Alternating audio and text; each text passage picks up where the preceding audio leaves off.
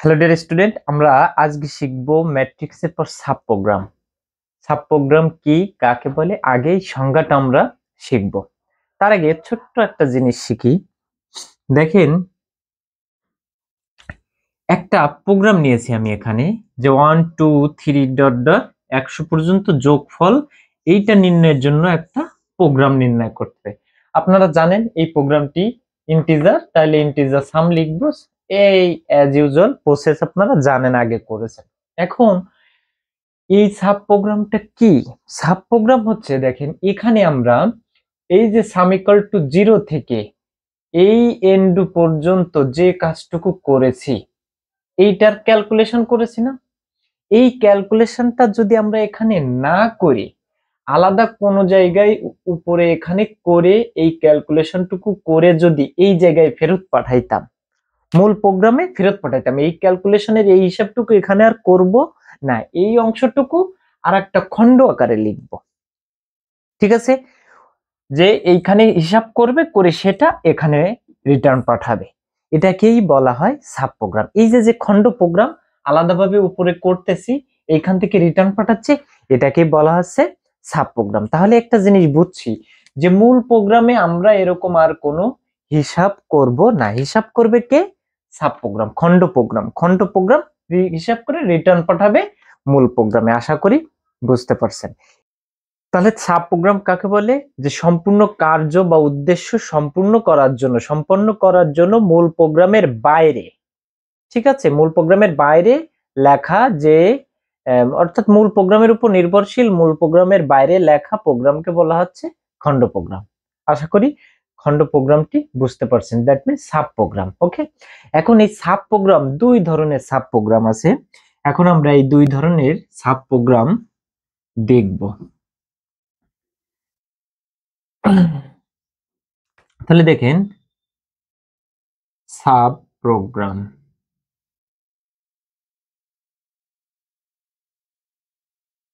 Sub program আছে দুই ধরনের। ওকে, দুই ধরনের সাব প্রোগ্রাম আছে। একটা আছে function, FUNCTION, function sub program, function sub program আছে। আরেকটি আছে সাবরুটিন, ROUTIN, এই সাবরুটিন সাব প্রোগ্রাম, PROGRA।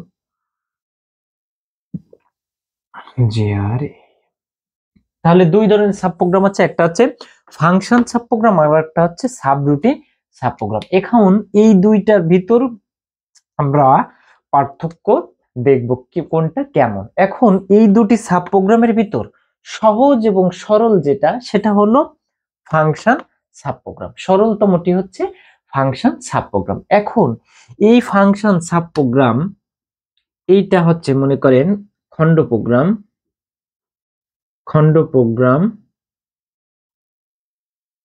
খণ্ড প্রোগ্রাম, আর এটা হচ্ছে মূল প্রোগ্রাম, মূল প্রোগ্রাম বা কলিং প্রোগ্রাম, মূল প্রোগ্রাম বা কলিং প্রোগ্রাম, কলিং প্রোগ্রাম। এখন দেখেন, এটা হচ্ছে মূল প্রোগ্রাম আর এটা হচ্ছে সাব প্রোগ্রাম, যেটাকে খণ্ড প্রোগ্রাম বলতেছে। এখন এই খণ্ড প্রোগ্রাম যদি একটি মান ট্রান্সফার করে কোথায়, রিটার্ন পাঠায় কোথায়, মূল প্রোগ্রামে। ঠিক আছে, ক্যালকুলেশন এই হিসাব নিকাশ করে যদি একটি মান হিসাব, একটি ফলাফল এখানে পাঠায়, যদি সে একটি ফলাফল এই কলিং প্রোগ্রাম বা মূল প্রোগ্রামে রিটার্ন পাঠায়, তাহলে সেটি হবে ফাংশন সাব প্রোগ্রাম। তাহলে একটি ফলাফল যদি ট্রান্সফার করে। আর সাবরুটিন হচ্ছে যে একটিও পাঠাইতে পারে, একাধিকও পাঠাইতে পারে, কখনো কখনো আমাদের একাধিক হিসাবের প্রয়োজন হয়। ওকে, তাহলে কি বললাম, যে সাবরুটিন হচ্ছে একটি মানও ট্রান্সফার করতে পারে, মানে রিটার্ন পাঠাতে পারে, বা একাধিক মানও রিটার্ন পাঠাতে পারে।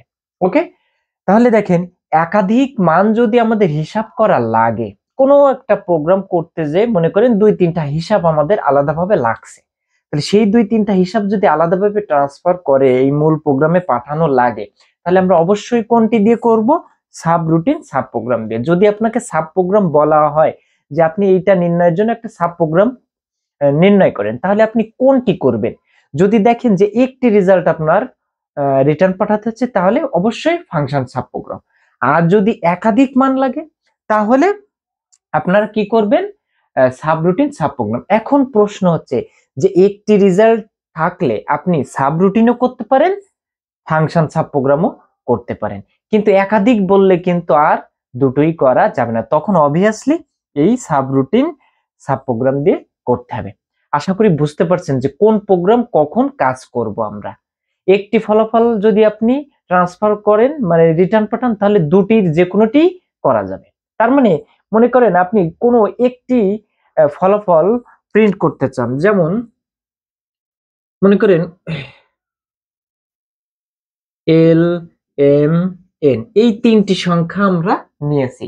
এই তিনটির মধ্যে কোনটি বড় আর যোগফল, কোনটি বড় আর সংখ্যাগুলোর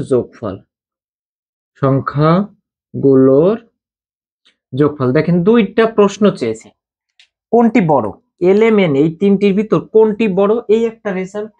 আবার বলেছে মোস্ট ইম্পর্টেন্ট যে সংখ্যাগুলোর যোগফল, এই আর একটা রেজাল্ট। তাহলে দেখেন দুইটি রেজাল্ট চেয়েছে, তাহলে অবশ্যই এটা কোনটা দিয়ে করতে হবে? যদি আপনাকে উল্লেখ করা না থাকে, মেনশন করা না থাকে, তাহলে আপনি অবশ্যই কোনটা দিয়ে করবেন? সাব রুটিন দিয়ে করবেন, কারণ এখানে দুইটার হিসাব চেয়েছে। ওকে, আচ্ছা। আর যদি বলে যে এল এম সংখ্যাগুলোর যোগফল কত, এই তিনটির যোগফল কত, তাহলে একটি রেজাল্ট চেয়েছে, জাস্ট যোগফল। তাহলে আপনি সাব রুটিনও করতে পারেন, ফাংশন সাব প্রোগ্রামও করতে পারেন, যে কোনোটা করলেই হবে। তবে একাধিক বললে অবশ্যই সাবরুটিন। আর যদি মেনশন করাই থাকে যে সাবরুটিন দিয়ে করতে, তাহলে তো আর প্রশ্নই আসে না। ওকে, আচ্ছা। এখন দেখেন তাহলে ফাংশন সাব প্রোগ্রাম আর সাবরুটিন সাব প্রোগ্রাম কোনটি, আপনারা আশা করি বুঝতে পারছেন। যদি একটি ফলাফল ট্রান্সফার করে সেটা ফাংশন, আর একটি অথবা একাধিক, এক বা একাধিক যে কোনোটা করতে পারে, তখন সেটা হবে সাবরুটিন সাব প্রোগ্রাম।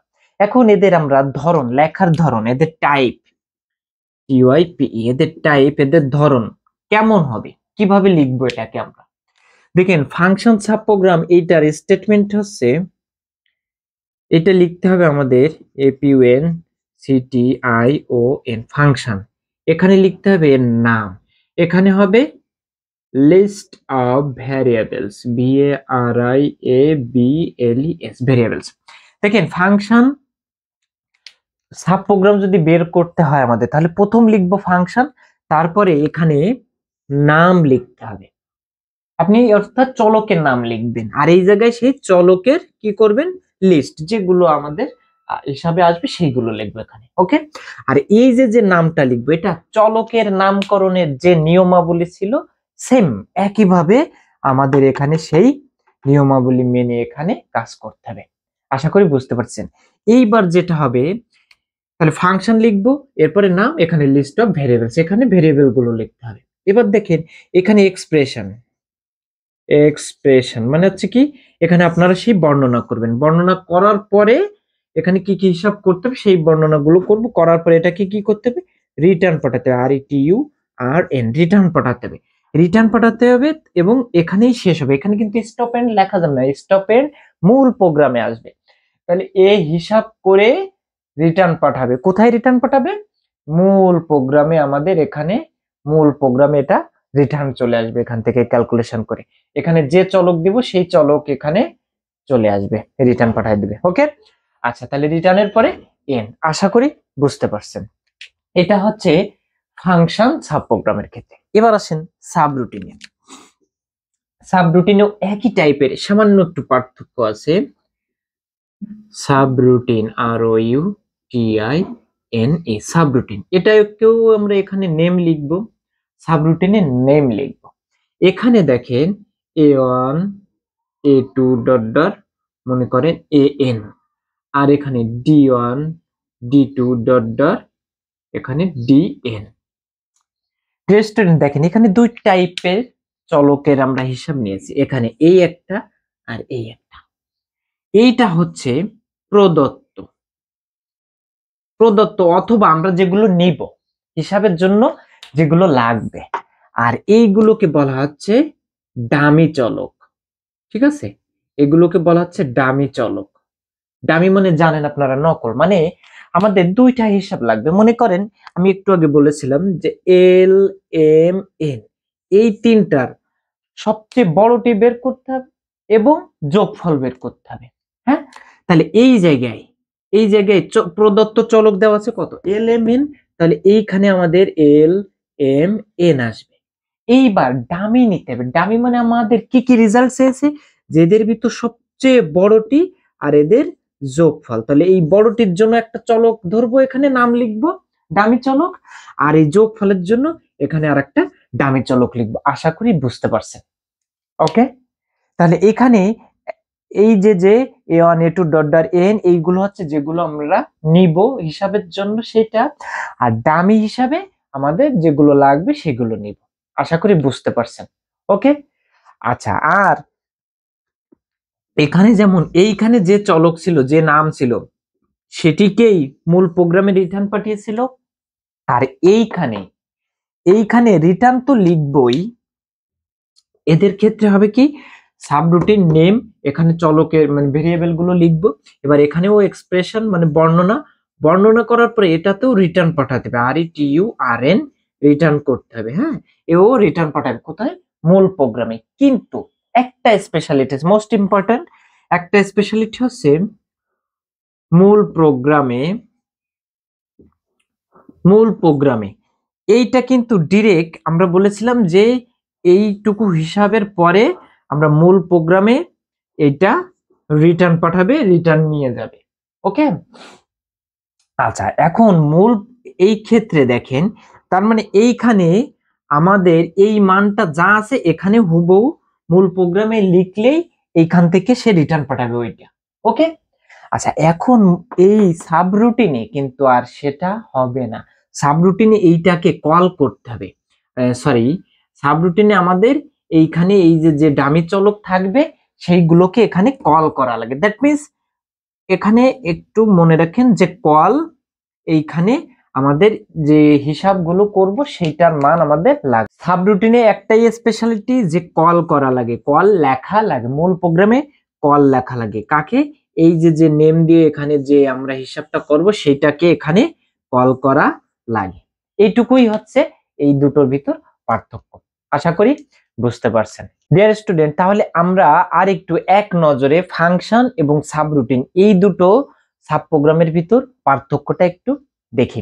তাহলে দেখেন, ফাংশন সাব প্রোগ্রাম হচ্ছে একটি মান ফেরত পাঠায়, তাই না? আর সাবরুটিন হচ্ছে একাধিক মান ফেরত পাঠাতে সক্ষম। একটি তো পাঠাতে পারেই, সাথে সে একাধিকও পাঠাতে সক্ষম। আরেকটি জিনিস, যে যে মানটা রিটার্ন পাঠায়, ফাংশন যে মানটি রিটার্ন পাঠায় সেটা এই নাম দিয়ে, এইখানে যে নাম দিয়ে চলক লিখবো সেইটাই রিটার্ন পাঠায়। ওকে, আর সাবরুটিনে হচ্ছে কি পাঠায় রিটার্ন, সাবরুটিনে হচ্ছে এই যে ডামি চলকটাকে রিটার্ন পাঠাবে। ওকে, ডামি চলকের ওই হিসাবগুলো ডামি চলক আকারে রিটার্ন পাঠাবে। আশা করি বুঝতে পারছি। আরেকটি আছে, সেটি হলো যে ফাংশন সাব প্রোগ্রাম ডিরেক্ট এখানে যে চলক থাকে এখানে সেই চলকটাকে আমরা লিখলে এখান থেকে সে রিটার্ন পাঠিয়ে দেয় এই জায়গায়। কিন্তু সাবরুটিনে কি স্টেটমেন্ট ব্যবহার করে, একটা এক্সট্রা কল করা লাগে, কল লিখে এই যে হিসাবটা আসবে সেটা আমাদের লিখতে হবে। আশা করি বুঝতে পারছেন। এবার আমি একটি সাব প্রোগ্রাম নিয়েছি, দেখেন ফাংশন সাব প্রোগ্রাম আছে 1 নম্বর, এটা সমাধান করব। ডিয়ার স্টুডেন্ট, এখন দেখেন একটি প্রশ্ন নিয়েছি যে এরিয়া, এটা দেওয়া আছে √s into s minus a s minus b s minus c সূত্র দ্বারা সংজ্ঞায়িত একটি ত্রিভুজের ক্ষেত্রফল নির্ণয় করার জন্য একটি ফাংশন সাব প্রোগ্রাম কি বলে দেওয়া আছে, মেনশন করা আছে যে ফাংশন সাব প্রোগ্রাম লিখো যেখানে ত্রিভুজের 3 বাহুর দৈর্ঘ্য abc এবং s equal to a plus b plus c divided by 2। আমরা জানি তিনটি ত্রিভুজের মানে একটি ত্রিভুজের 3টি বাহুর দৈর্ঘ্য যদি দেওয়া থাকে তাহলে সেই ত্রিভুজের ক্ষেত্রফল নির্ণয়ের সূত্র কি, যে √s into s minus a s minus b s minus c। What is s? s কে বলা হয় কি, যে অর্ধ পরিসীমা, তাই না? ত্রিভুজের 3 বাহুর দৈর্ঘ্যকে যোগ করে 2 দিয়ে ভাগ করলে তাকে বলা হয় অর্ধ পরিসীমা। তাহলে ত্রিভুজের 3 বাহু থাকলে অর্ধ পরিসীমা আমাদের লাগে ক্ষেত্রফল নির্ণয়ের জন্য। ওকে, এখন এইটা আমাদের ফাংশন সাব প্রোগ্রামটি এই এরিয়াটাকে আমাদের দেখাতে হবে। প্রশ্নটি অন্য আরেকটা টাইপে আসতে পারে, দেখেন, অথবা যে একটি ত্রিভুজের তিন বাহু যথাক্রমে এ বি সি হলে ওই ত্রিভুজের ক্ষেত্রফল নির্ণয়ের জন্য একটি ফাংশন সাব প্রোগ্রাম লিখো। আপনার অর্ধ পরিসীমা উল্লেখ করা থাকতেও পারে, নাও পারে, থাকলেও এইটা করব, না থাকলেও একই প্রসেসে আমরা সমাধান করব। তাহলে কি বলেছে? Function sub program. তাহলে আমরা স্টার্ট করি, দেখেন solution. Okay, function sub program লিখতে গেলে আমাদের প্রথম কি ছিল, যে আগে ফাংশন লিখতে হবে। তাহলে এপিউএন সিটিআই ও এন ফাংশন, এখানে ছিল এর নাম, তাই না? আমরা চলকের নাম মনে করেন এরিয়া, এ আর ই এ, এরিয়া নামে একটা চলক তৈরি করলাম। এই এরিয়া কি বলেন তো? বাস্তব চলক, এ দিয়ে শুরু আছে, তাই বাস্তব চলকে চলকের নামের যে বৈশিষ্ট্য ঠিক এখানে সেই বৈশিষ্ট্য মেনটেন করে লিখতে হবে। তাহলে ফাংশন এরিয়া, এখানে আমাদের কি কি ছিল বলেন তো? এ ছিল, বি ছিল, সি ছিল, এই এ বি সি আমরা চলক নিয়েছি। ওকে, এখন আমাদের যে এস ছিল, এসটাকেও আমাদের লিখতে হবে। এস ইকুয়াল টু কত হবে? এই এ বি সি যোগ করে এটাকে 2 দিয়ে ভাগ করতে হবে। এস পূর্ণ বাস্তব চলক, এ বি সি বাস্তব চলক, তাহলে 2 লেখা যাবে না, ভাগ করতে হবে অবশ্যই দশমিক আকারে 2.0 দিয়ে, সবগুলো বাস্তব আসবে। ওকে, আচ্ছা, এইবার যে এরিয়া দিয়ে যে ফর্মুলাটা লেখা আছে আমাদের ওইটাই লিখতে হবে। এ আর ই এ, এরিয়া ইকুয়াল টু, এখানে এসকিউআরটি আছে না, এসকিউআরটি রুট ওভার দিলাম, তাই না?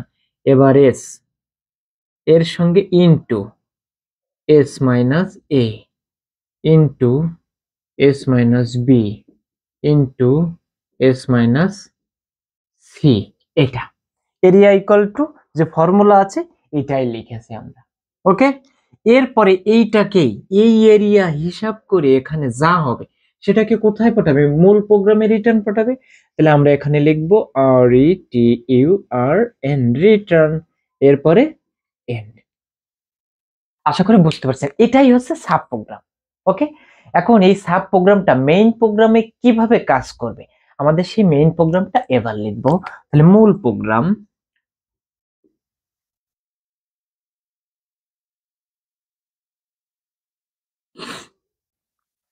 ডিয়ার স্টুডেন্ট, তাহলে দেখেন মূল প্রোগ্রামে কেমন হবে। ওকে, আচ্ছা, মূল প্রোগ্রামে দেখেন আমরা হিসাব করতে চাচ্ছি কি, যে একটি ত্রিভুজের ক্ষেত্রফল নির্ণয় করতে চাচ্ছি।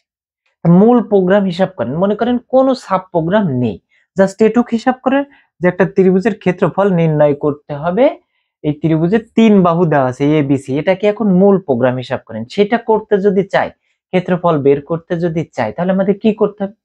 প্রথম যে অজানা রাশি আছে 3টি এবিসি, এটাকে রিড করানো লাগবে, ঠিক সেম একই পদ্ধতি।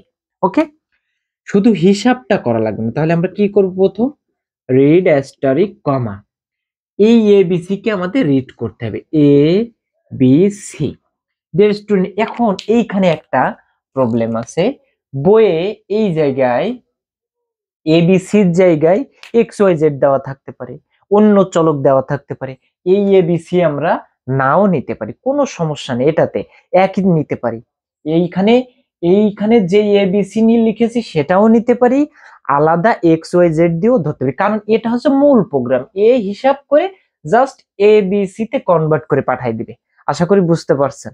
ওকে, আচ্ছা, এখানে আমরা যেটাকে রিড করব, মনে করেন এখানে এক্স ওয়াই জেড দিলাম, তবে একটা জিনিস, এই এ বি সি ছিল কি চলক বলেন তো? বাস্তব। তাহলে এখানে যে চলক 3টি নিব, মানে ত্রিভুজের 3টি বাহু যে পড়ে নিব, সেটা অবশ্যই কি হতে হবে? বাস্তব হতে হবে, একই আকারের হতে হবে। ওকে, তাহলে এখানে আপনারা এই এ বি সি নিলেও হবে, আলাদা বাস্তব চলক নিলেও হবে, যেহেতু এটা মূল প্রোগ্রাম। এইটা আলাদা, এইটা এখানে যে মান দেব সেটা এ বি সি তে কনভার্ট হয়ে রেজাল্ট করে এখানে পাঠিয়ে দেবে, ব্যাচ। এটাই বুঝছেন? তাহলে এটা অপশন আপনাদের এখানে এ বি সিও দিতে পারেন, চাইলে ভিন্ন চলক এক্স ওয়াই জেডও দিতে পারেন, আপনাদের ইচ্ছা। ওকে, আচ্ছা, বইয়ে ভিন্ন চলক দিয়ে আছে তাই আমি ভিন্ন চলক দিয়ে দেখালাম। এখানে আমি প্রোগ্রামে আপনাদের দেখাবো যে এখানে অন্য চলক বা একই চলক দিলে প্রোগ্রামটি রান করবে কিনা, রেজাল্ট আমাদের এক্সাক্ট আসবে কিনা। ওকে, আমি দেখাবো, ততক্ষণ ধৈর্য ধরে থাকুন। তাহলে কি বললাম, এখানে আপনি এই একই চলক নিতে পারেন, চাইলে ভিন্ন চলকও নিতে পারেন, কোনো সমস্যা নেই। তাহলে read asterisk comma A B C by X Y Z আমরা পড়ে নিলাম। এবার আমাদের কি করতে হবে বলেন তো, এই ত্রিভুজের সূত্র বের করতে গেলে, ত্রিভুজের মানে আয়তন বের করতে গেলে আমাদের, সরি ক্ষেত্রফল বের করতে গেলে এই সূত্র লিখতে হবে। তো এই সূত্র তার এখানে লিখবো না, এটা তো এইখানে হিসাব করে আমাদের এখান থেকে পাঠায় দিবে। আশা করি বুঝতে পারছেন। তাহলে আমরা এই ত্রিভুজের যে ক্ষেত্রফলটা আসবে আমরা ধরলাম ট্রায়াঙ্গেল এরিয়া এ আর ই, মানে টি এরিয়া দিয়ে ধরলাম, এখানে তো এরিয়া লিখেছি, এই এরিয়াকেই এখানে নিয়ে আসবো। আশা করি বুঝতে পারছেন। তাহলে এ আর ই এ, এরিয়া এখানে কত লিখবো তাহলে বলেন তো, এরিয়া এক্স ওয়াই জেড, এখানে এবিসি লিখতে পারেন, এই এবিসিও দিতে পারেন, আপনাদের কোনো সমস্যা নেই। আশা করি বুঝতে পারছেন। এখন আমাদের কি করতে হবে, এটাকে প্রিন্ট করতে, P R I N T, print asterisk comma, এখানে বের করতে হবে যেহেতু এরিয়া এ আর ই এ, আমরা জানি যে এই ইনভার্টেড কমাজের ভিতরে এখানে যা লিখবো এটা অপরিবর্তিত থাকবে, আপনার বেসিক ক্লাস না করে আসবেন না। ওকে, তাহলে এখানে কত হবে বলেন তো, টি এরিয়া, এরিয়া দিয়ে এখানে কোনটাকে হিসাব করবে, এই যে টি এরিয়া এখানে হিসাব পাবে, ওখান থেকে রিটার্ন পাঠাবে এখানে যা, সেইটাই লিখবে। সেটা মানে কত, টি এরিয়া, টি এ আর ই এ, এরিয়া। এবার স্টপ এন্ড, খুবই সোজা তাই না? একটাই সমস্যা যে এইখানে এক্স ওয়াই দিতে হয়তো আপনাদের প্রবলেম হতে পারে, কোনো সমস্যা নেই, আপনারা এই এ বি সি দিয়েই করেন, কোনো সমস্যা নেই, হবে। ওকে, আর আমি এই প্রোগ্রামগুলো অবশ্যই স্ক্রিনে রান করে দেখাবো সাথে সাথে। স্টুডেন্ট দেখেন, সিম্পলি ফোল্ডটা ওপেন করার পরে আগের যে ফন্টটা ছিল এখানে কিন্তু এই যে মুভমেন্ট করতেছে কার্সর, এই দুইটা দাগ কিন্তু ছিল না, কিন্তু মূলত এই দুইটা দাগ আসবে। আমার সেভ করার ক্ষেত্রে একটা সমস্যা থাকার কারণে এই দাগটা আসছিল না, যদিও প্রোগ্রাম রান করেছিল, কিন্তু মূলত সিম্পলি ফোল্ডটা ওপেন করলে তার ফন্টটা হবে এইরকম, এটাই ঠিক আছে, এটাই এক্স্যাক্ট মানে আকার সিম্পলি ফোল্ডটা ওপেন করলে। যাই হোক, আগেরগুলোতে আমি এই দুইটা দাগ ছিল না, যদিও তাতে কোনো সমস্যা হয়নি, আমাদের এই দুইটা দাগের ব্যবহার ছিল না। দেখেন আমি এই যে দুইটা দাগের মাঝখানে সি লিখেছি, বুঝতে পারছেন আশা করি কোনটা। ওকে, আচ্ছা, যাই হোক এইভাবে আসবে। ফোনটা রান করানোর আগে আমরা ওপেন করলে এইটা আসবে। এখানে সেভ করতে গেলে এই যে প্রজেক্ট দেখেন, এই যে আমার কার্সর মুভমেন্ট করে এই যে প্রজেক্টে যাচ্ছে, এই প্রজেক্টে যে আপনাদের সেভ করতে হবে, তাহলে এই ফন্টটা আসবে। আশা করি বুঝতে পারছেন। এখন আমরা এটাকে রান করব, সেভ করেই রেখেছি আমি পূর্বে থেকে, এখন এটাকে কি করব, রান করাই। দেখেন এক্স ওয়াই জেড এর মান এখন আমাদের নিতে হবে, তাই না? এখানে এক্স ওয়াই জেড এর মান নিতে হবে। আমরা এক্স ওয়াই জেড এর মান কত নেব, মনে করেন 2 দিলাম, 12 দিলাম আর 13 দিলাম, এন্টার। 2 12 13 দিলে প্রোগ্রামটি কত হবে, ত্রিভুজের ক্ষেত্রফল হবে 10 একক। আশা করি বুঝতে পারছেন। ডিয়ার স্টুডেন্ট, আরেকটি প্রশ্ন নিয়েছি, দেখেন, একটি পূর্ণ সংখ্যার ফ্যাক্টোরিয়াল নির্ণয়ের জন্য একটি সাব প্রোগ্রাম লেখো। প্রশ্নটি একটা পূর্ণ সংখ্যার ফ্যাক্টোরিয়াল নির্ণয়ের জন্য সাব প্রোগ্রাম লিখতে বলা হয়েছে। এখন এখানে কিন্তু মেনশন করা নেই যে ফাংশন সাব প্রোগ্রাম হবে নাকি সাব রুটিন হবে, আপনি দুটো যে কোনোটিই করতে পারেন যদি উল্লেখ করা না থাকে। কিন্তু অথবাতে দেখেন, ফ্যাক্টোরিয়াল নির্ণয় করার জন্য একটি ফাংশন সাব প্রোগ্রাম, পরেরটিতে অথবায় এখানে মেনশন করা আছে, মানে এরকম প্রশ্ন আসছে, ঠিক আছে? তাহলে আমরা এটাকে ফাংশন সাব প্রোগ্রাম দিয়ে করব। ওকে, তাহলে আসেন সমাধান। প্রথম কথা, এখানে কি বলেছে বলেন তো, ফাংশন সাব প্রোগ্রাম বলেছে, তাহলে এটা লেখার স্টেটমেন্টটা কেমন হবে, ফাংশন লিখতে হবে, এপিওএন সিটিআই ও এন, ফাংশন, এখানে নাম দিতে হবে, তাই না? ফাংশনের পরে নাম, মনে করেন ফ্যাক্ট এন, মনে করেন ফ্যাক্টোরিয়াল বের করতে চাচ্ছি, তো তাই ফ্যাক্ট নামে একটা চলক তৈরি করলাম, আর এটাকে পূর্ণ সংখ্যার ফ্যাক্টোরিয়াল বলেছে না, তাই পূর্ণ সংখ্যাটাকে এন দিলাম, মানে I J K L M N, এর যে কোনোটি নিতে পারি। আমরা চলক তৈরি করেছি ফ্যাক্ট নামে। এখন দেখেন একটা সমস্যা আছে ডিয়ার স্টুডেন্ট। ফ্যাক্ট আমরা বলেছিলাম যে এখানে যে চলক তৈরি করব, চলক তৈরির সকল নিয়ম সে মেনে চলবে। এখন চল এই ফ্যাক্ট দেখে বুঝতেছি কি চলক বলেন তো। প্রথমটা কি, I J K L M N, এই ছয়টার কোনোটা? নিশ্চয় না। তাহলে কি চলক? অবশ্যই বাস্তব, রিয়েল। কিন্তু ফ্যাক্টোরিয়াল কি কখনো বাস্তব হতে পারে? পূর্ণ সংখ্যার গুণফল পূর্ণ সংখ্যাই হবে। যেমন 5-এর ফ্যাক্টোরিয়াল যদি আমরা করি তাহলে 5 4 3 2 1 পর্যন্ত গুণফল হয়। এটা কি ভগ্নাংশ আসার সুযোগ আছে? নিশ্চয় না। তাহলে এই ফ্যাক্টোরিয়ালটা ফ্যাক্ট নামে চলক তৈরি করেছি, এটাতে কোনো সমস্যা নেই, কিন্তু এই ফ্যাক্টটা তো ইন্টিজার না। তাই এখন আমাদের এখানে মেনশন করতে হবে যে ইন্টিজার ফ্যাক্ট, মানে এই ফ্যাক্টটা এখন কি হয়ে গেল? ইন্টিজার হয়ে গেল। ফ্যাক্ট নামে চলক তৈরি করছি, নো প্রবলেম, কিন্তু এই ফ্যাক্টটা ইন্টিজার হতে হবে। Batch clear? এখন দেখেন এই যে ফ্যাক্টোরিয়াল হিসাব করতে গেলে দেখেন সবসময় একটা গুণফল আসতেছে না, তাই না? যে 1-এর সাথে কত গুণ করবে 2, 2-এর সাথে কত গুণ করবে 3, এরপরে 4, এরপরে 5, এইভাবে, তাই তো? আচ্ছা, তাহলে আমরা প্রথম গুণফলটিকে, প্রথম ফ্যাক্টকে আমরা ধরে নিব এপিসিটি ফ্যাক্ট। প্রথম ফ্যাক্টকে ধরবো 1, ওকে, 1 ধরবো, কেননা প্রথম হিসাবটা আমরা 1 নিতে চাচ্ছি। এখন 1 এর সাথে বারবার 1 2 3 4 5 এইভাবে গুণ হতে হতে আসতেছে। তাহলে আমরা একটা ডু লুপ চালাবো। দেখেন ডু আই, মনে করেন আই এর মান 1 থেকে কত হবে? এখানে যদি 5-এর ফ্যাক্টোরিয়াল বলে তাহলে 5 পর্যন্ত গুণ হবে। যদি এন এর ফ্যাক্টোরিয়াল বলা হয় তাহলে এখানে এন পর্যন্ত, তাহলে কত থেকে, এখানে যেহেতু এন এর নিয়েছি তাহলে কত হবে? 1 থেকে এন পর্যন্ত গুণফল আসবে ডু আই এর মান। আশা করি বুঝতে পারছেন। আচ্ছা, এইবার আমাদের হিসাবটা করতে হবে, ফ্যাক্টের হিসাবটা করতে হবে। তাহলে ফ্যাক্ট সমান এপিসিটি ফ্যাক্ট, ফ্যাক্টের সাথে আই গুণ হচ্ছে, এই ফ্যাক্টের সাথে আই গুণ হচ্ছে। এই ফ্যাক্টটা হচ্ছে কোন ফ্যাক্টটা বলেন তো? এই যে ফ্যাক্টটা লিখেছি এটা হচ্ছে মূলত এই ফ্যাক্ট।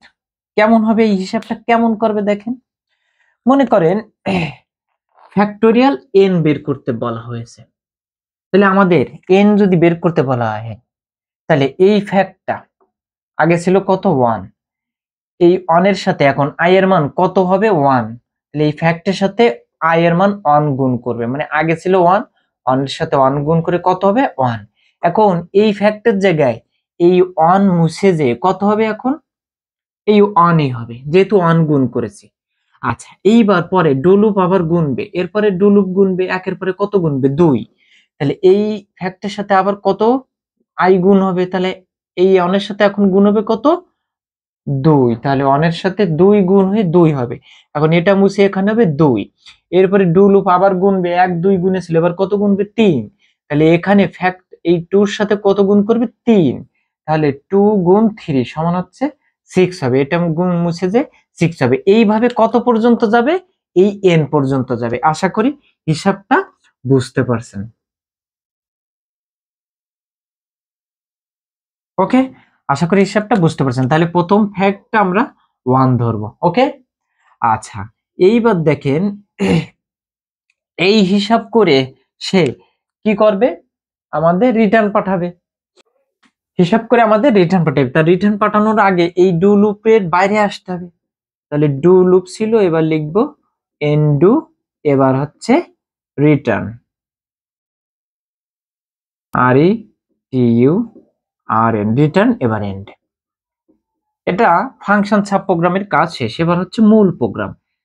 মূল প্রোগ্রাম এটা বাংলায় লিখলেও হবে, না লিখলেও হবে, ঠিক আছে? আপনি যদি এরপর থেকেই মূল প্রোগ্রাম স্টার্ট করেন কোনো সমস্যা নেই। ওকে, আচ্ছা, এইবার দেখেন তাহলে আমরা এখানে কত লিখব? ফ্যাক্টোরিয়াল বের করতে চাই। এবার এই ফাংশন সাব প্রোগ্রামকে ভুলে যান। এবার মনে করেন একটা পূর্ণ সংখ্যা ফ্যাক্টোরিয়াল হিসাব করতে চাই আমরা। তাহলে সেই পূর্ণ সংখ্যাটাকে আগে আমাদের কি করতে হবে? লিখতে হবে। সেই পূর্ণ সংখ্যাটা তো নিতে হবে, রিড করাতে হবে, অজানা রাশি। যে 5 এর ইন্টিজার 5 এর ফ্যাক্টোরিয়াল বের করব না 8 এর করব, সেই 8 তো আমাদের নিতে হবে কিবোর্ড থেকে পড়ে, তাই না? তাহলে প্রথম কাজ কি করব, রিড করে নিব। রিড করে নেব। এখন যে ফ্যাক্টোরিয়ালটা আমরা বের করতে চাচ্ছি, তাই না, ফ্যাক্ট নামে, এই ফ্যাক্টটা কিন্তু মূল প্রোগ্রামও আমরা আবার দেখাবো যে এ ইন্টিজার ফ্যাক্ট, তারপরে রিড করে দেখাবো। ওকে, তাহলে আমরা লিখব কি, ইন্টিজার ফ্যাক্ট।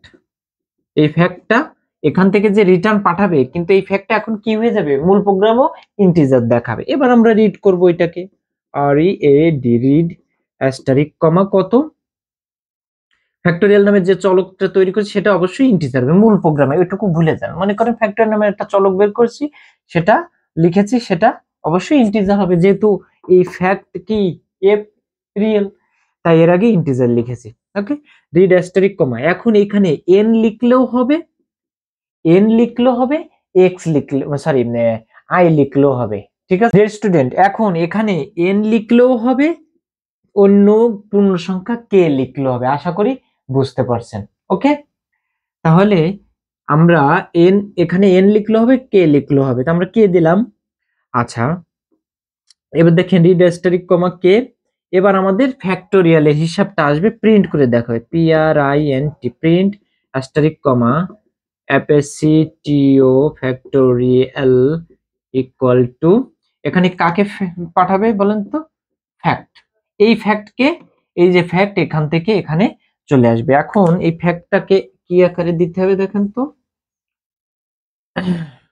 এখানে যা লিখেছি এইখানেও ফ্যাক্ট সেটা লিখতে হবে।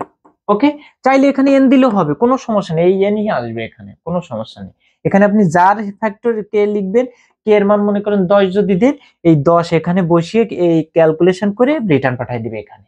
আশা করি বুঝতে পারছেন। এবার কি আসবে, স্টপ এন্ড।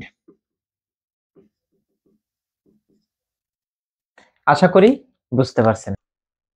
ডিয়ার স্টুডেন্ট, দেখেন এইবার আমাদের বলা হয়েছিল যে একটি পূর্ণ সংখ্যার ফ্যাক্টোরিয়াল নির্ণয় করার জন্য, ডান পাশে স্ক্রিনে আপনারা দেখতে পাচ্ছেন।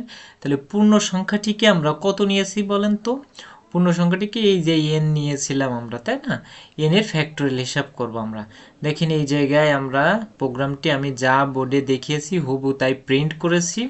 প্রিন্ট করার পরে কন্ট্রোল এস দিয়ে সেভ করলাম, সেভ করার পরে এটাকে রান করতে হবে। তাহলে বিল্ড রান,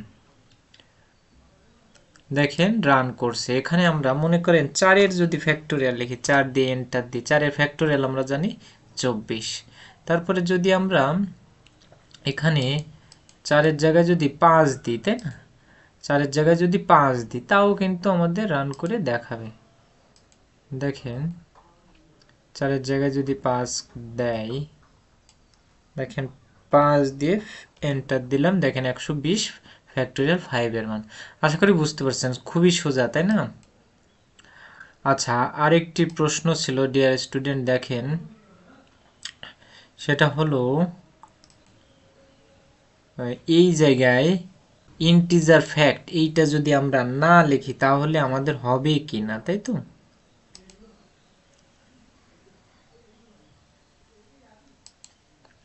ইন্টিজার ফ্যাক্ট না লিখলে হবে কি না ডিয়ার স্টুডেন্ট, আমরা দেখি এটা করার পরে।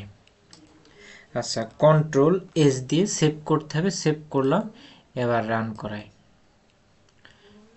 ডিয়ার স্টুডেন্ট, দেখেন এই যে ফ্যাক্টোরিয়ালকে প্রিন্ট করলাম, এখানে ভুল দেখাচ্ছে, তার মানে এখানে আমাদের ভুল হয়েছে, ওইটা ইন্টিজার আগেই ঘোষণা করতে হবে।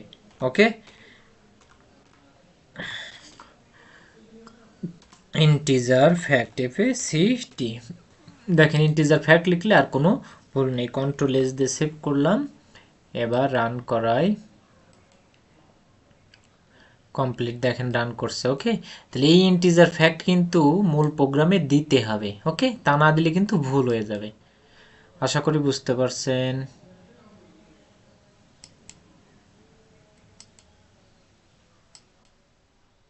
ডিয়ার স্টুডেন্ট, আরেকটি প্রশ্ন এসেছে, দেখেন প্রশ্ন নম্বর 3 বলা আছে যে একটি ফাংশন সাব প্রোগ্রাম লিখো যা নিম্নের ফাংশনটির মান নির্ণয় করবে। এই ফাংশনটির মান নির্ণয় করার জন্য একটা ফাংশন সাব প্রোগ্রাম লিখতে হবে। আচ্ছা, দেখেন এখন তাহলে সলিউশন, এখন কি কাজ করতে হবে আমাদের, ফাংশন বলেছে, ফাংশন সাব প্রোগ্রাম, তাহলে ওর স্টেটমেন্ট কেমন হবে, ফাংশন লিখতে হবে ফাংশন টিআই ওএন ফাংশন, তাই না? এখানে চলকের নাম মনে করেন ফান নামে একটা চলক তৈরি করলাম, এখানে এক্স লিখলাম। ওকে, ফান নামে চলক, এখানে ভেরিয়েবল লিখলাম এক্স, তাই। ওকে, আশা করি বুঝতে পারছেন যে এখানে চলকের নাম, এখানে ভেরিয়েবল লিখেছি। ওকে, এইবার দেখেন এই এক্স, এখানে তো তিনটা ফাংশন আছে, এই ফানটা তিনটা আছে, যে টু থেকে ছোট হইলে, এক্স এর মান টু থেকে ছোট হইলে ফাংশনটা হবে এটা, টুর যদি সমান হয় তাহলে ফাংশন হবে এটা, যদি এক্স এর মান টু থেকে বড় হয় তাহলে ফাংশন হবে এটা। জাস্ট এই তিনটি শর্তই আমরা লিখবা, কিচ্ছু না, একদম সোজা। তাহলে কি লিখবো দেখেন, ইফ এই এক্স, এই এক্স এই টু থেকে কি ছোট না, তাহলে লেস দেন টু, 2.0 লিখতে হবে। কেন বলেন তো, এক্স কি রিয়েল, তাহলে টু ও রিয়েল মোডে লিখতে হবে। তাহলে if X less than two, তখন এই ফান কত হবে, মানে ফাংশনটা কত আসবে, ফাংশনটা হবে এইটা, এইটাই লিখবো 2.0 অ্যাস্টারিক এক্স, এর পাওয়ার কত আছে বলেন তো, 2 মাইনাস 3.0 অ্যাস্টারিক আসবে কত, এক্স প্লাস 4.0, ব্যাস এটাই। এইবার ইফ আসবে আবার, যে ইফ এক্স এবার কিন্তু ইকুয়াল টু আছে, তাই না? তাহলে কি লিখতে হবে, ই কিউ, আর উভয় পক্ষে দুটো পিরিয়ড দিতে হবে, ইকুয়াল টু, এখানে টুর সমান হইলে ফাংশনটি কত হবে, 0 হবে, 0.0, ফাংশন অবশ্যই রিয়েল। আচ্ছা, তাই 0.0 লিখতে হবে। ইফ, এইবার দেখেন এক্স ইকুয়াল টু বলেছে, এবার এক্স গ্রেটার দেন 2.0 এপিউ এন, এক্স এর মান 2 থেকে যদি বড় হয়, বড় হইলে কত হবে ফাংশনটা এটা, তাহলে 2.0 অ্যাস্টারিক এক্স এর পাওয়ার কত হবে, ডাবল অ্যাস্টারিক 2 প্লাস 3.0 এর সঙ্গে গুণ হবে এক্স প্লাস 1.0। ডিয়ার স্টুডেন্ট, আপনারা এই ক্লাসই শুরু করবেন না, আগে আমার বেসিক ক্লাস করে আসবেন। বেসিক ক্লাস না করে এখানে আসলে মজা পাবেন না, আপনারা বুঝতে পারবেন না, তখন বুঝেন স্যার কি পড়ায়, পড়ায় একাই বোঝে। কিন্তু না, আপনারা বেসিক ক্লাস একদম ফোরটানের, শুধু এইটার না সকল সাবজেক্টেরই আপনারা শুরু থেকে করে আসবেন ধাপে ধাপে, তাহলে বুঝতে পারবেন যে কেন কোনটায় কি লিখতেছি। এই যে ছোট ছোট জিনিস, এগুলো কিন্তু আগে বেসিকে পড়িয়েছে। আচ্ছা, এখন এটাকে এই শর্ত মানলে ফাংশন এই তিনটি হবে, এবার রিটার্ন পাঠাবে, ব্যাচ R E T U R N, return end. এবার মূল প্রোগ্রাম,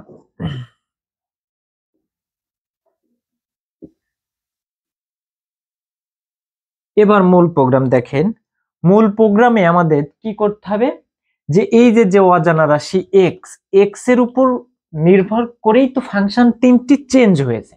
এখন এক্স এর মানটা তো আমাদের পড়ে নেওয়া লাগবে, এই অজানা রাশি, তাই না? যে এক্স এর মান এত হলে ফাংশন তখন কত হবে সেটা। তাহলে দেখেন, প্রথম কাজ, যে ওই অজানা রাশি আর ই এডি, রিড অ্যাস্টারিক কমা, এখানে এক্স, আপনি চাইলে এক্স না নিয়ে অন্য কোনো বাস্তব চলক নিলেও হবে, এখানে কোনো সমস্যা নেই। মানে এই মূল প্রোগ্রামটা একটা সম্পূর্ণ আলাদা পার্ট, এইটার হিসাবটা ওইখান থেকে আসবে, আপনি যা পড়ায় নেবেন সেটা এখানে বসে হিসাব করে ফাংশন যেটা হবে সেটা এখানে রিটার্ন পাঠাবে। আশা করি বুঝতে পারছেন। তাহলে রিড অ্যাস্টারিক কমা এক্স। ওকে,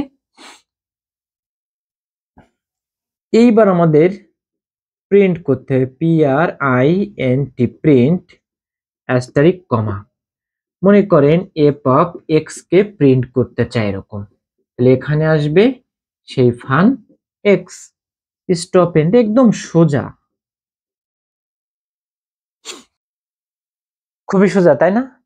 আমরা সাব ফাংশন সাব প্রোগ্রাম শিখলাম, আমি এগুলো রান করে দেখাবো আপনাদের কম্পিউটার স্ক্রিনে। ফাংশন সাব প্রোগ্রাম শিখলাম, এবার আমরা শিখবো subroutine sub program. Student, screen ক্লাসে সবাইকে স্বাগতম। আমরা দেখেন এই যে স্টুডেন্ট, তাহলে দেখেন এই যে ফাংশনটি আমরা ডান পাশে আপনারা দেখতে পাচ্ছেন ছবিতে, আমি এডিটিং এর সময় লিখেছি, এখানে যা ছিল আমরা বোর্ডে যা করেছি হুবহু তাই এখানে প্রিন্ট করেছি। ওকে, দেখেন এখানে রিড অ্যাস্টারিক কমা এক্স লিখেছি, তাই না? এখানে এক্স দিলে হবে, এখানে এক্স এর পরিবর্তে অন্য কোনো বাস্তব সংখ্যা দিলেও প্রোগ্রামটি রান করবে, কোনো সমস্যা নেই, আপনারা ব্যবহার করতে পারবেন। আচ্ছা, আমরা এখন রান করাই, দেখেন এক্স এর মান নিতে বলেছে, মনে করেন এক্স এর মান আমরা 3 নিলাম, তাহলে 3 হচ্ছে কোন শর্তকে সিদ্ধ করতে, দেখেন 3 নাম্বার শর্ত, যে এক্স গ্রেটার দেন 2, মানে 2 থেকে এক্স বড়, 3 মানে এক্স এর মান 3 মানে 2 থেকে বড়, তখন ফাংশন কোনটা হবে বলেন তো, ফাংশন হবে 3 নাম্বারের এই শর্ত অনুযায়ী, তাই না? এবার এই এক্স এর জায়গায় 3 বসাই, ক্যালকুলেট করলে কত হবে, 28 হবে। দেখেন 3 স্কোয়ার করলে কত হয়, এখানে এক্স এর জায়গায় 3 বসাইলে 3 3 9, 9 2 18, 18 আর 3, 18 আর 3 কত হয়, আচ্ছা 3 গুণ 3, 3 3 9, 18 3 27 আর 1 28 হচ্ছে। আশা করি বুঝতে পারছেন, এই এক্স এর জায়গায় 3 নম্বর শর্তকে যাচাই সিদ্ধ করতেছে, এই এক্স এর জায়গায় আমরা 3 বসাইলে এই রেজাল্টটা পাবো। আশা করি বুঝতে পারছেন।